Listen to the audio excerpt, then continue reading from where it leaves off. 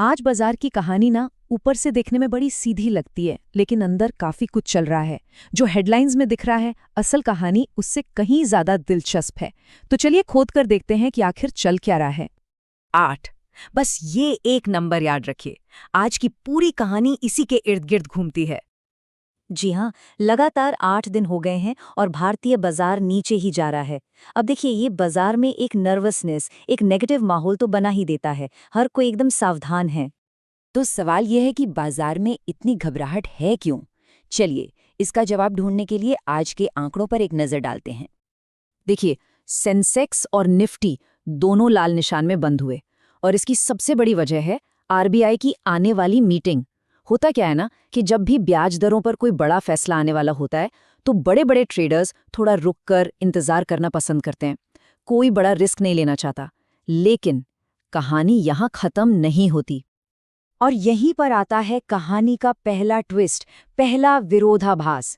एक तरफ तो ये सावधानी का माहौल है, लेकिन पर्दे के पीछे बहुत बड़े बड़े सौदे हो रहे थे। इसे समझने के लिए ब्लॉक डील को जानना जरूरी है। सीधी सीधी भाषा में कहें तो ये वो बड़े सौदे होते हैं जो बड़े इन्वेस्टर्स आपस में करते हैं, और ये हमें बताते हैं कि कुछ बड़े खिलाड़ी अभी भी बाजार में पैसा लगाने से हिचक नहीं रहे हैं। जरा एनआईबी लिमिटेड की इस डील को देखिए। वीनस टेलर फंड ने लगभग 3.25 लाख शेयर खरीदे और एजिस इन्वेस्टमेंट फंड ने बेच दिए। इससे साफ पता चलता है कि जहां आम निवेशक थोड़ा डरावा है, वहीं बड़े फंड्स इस गिरावट में भी खरीदारी के मौके ढूंढ रहे हैं। और ये कोई इकलौता सौदा नहीं था। इंजिन इंडिया, एपीपीएल और भी कई कंपनियों में लाखों शेयरों का लेन देन हुआ। तो एक तरफ बाजार में सुस्ती है और दूसरी तरफ ये करोड़ों के सौदे हो रहे हैं। है ना अजीब? तो इस कंफ्यूजन के माहौल में एक्सपर्ट्स की क्या राय है? वो अलग अलग कंपनियों को कैसे देख रहे हैं? अब ये देखिए कितना मजेदार है। एक ही brokerage firm Edelweiss securities Tata Motors के लिए कह रही है रिड्यूस, यानी शेयर घटाइए, और वहीं इंटरग्लोब एविएशन मतलब इंडिगो के लिए कह रही हैं होल्ड, यानी बने रहिए। इसका मतलब साफ है, पूरा बाजार एक ही दिशा में नहीं जा रहा। हर स्टॉक की अपनी अलग कहानी है। और आज के इस विरोधाभास का सबसे बड़ा सबूत मिलता है सेक्टर्स के परफॉर्मेंस में। यहां पता चलता है कि बाजार के अंदर असली खींचतान कहां चल रही थी। एक तरफ निफ्टी मीडिया सेक्टर 1.23% टूट गया, आज का सबसे बड़ा लूजर, और वहीं दूसरी तरफ सरकारी बैंक्स और मेटल्स जैसे सेक्टर्स में 1% से ज्यादा की तेजी थी। मतलब साफ है, पैसा एक जगह से निकलकर दूसरी जगह जा रहा था। बाजार में एक ही वक्त पर दो अलग अलग दुनिया चल रही थी। और ये कहानी सिर्फ सेक्टर्स की नहीं है।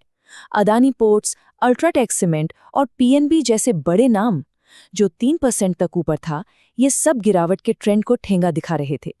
ये वो स्टॉक्स थे जो लहर के खिलाफ तैर रहे थे, और ये साबित करते हैं कि गिरावट में भी मौके हमेशा होते हैं। तो ये सब तो हुआ आज, लेकिन आगे क्या? कल क्या हो सकता है? इसके कुछ इशारे हमें डेरिवेटिव्स मार्केट से मिल सकते हैं। बड़ा सवाल तो यही है कि जो लोग रोज बाजार में दाव लगाते हैं, उन्हें क्या लग रहा है? वो बाजार को ऊपर जाते देख रहे हैं या नीचे? इसका जवाब जानने के लिए हमें शॉर्ट पोजीशंस को समझना होगा। ये सुनने में थोड़ा मुश्किल लग सकता है, पर इसका मतलब बस इतना है कि कोई ट्रेडर शर्त लगा रहा है कि बाजार या कोई स्टॉक नीचे गिरेगा। अब इस नंबर पर गौर कीजिए, 18.5%। इसका मतलब ये है कि बाजार के गिरने पर जो दाव लगे थे, यानी शॉर्ट पोजीशंस, उनमें सिर्फ एक दिन में 18.5% का उछाल आया है। ये एक बहुत बड़ा संकेत है कि ट्रेडर्स के बीच डर और मंदी का माहौल बढ़ रहा है। तो आज की पूरी कहानी का निचोड़ क्या है?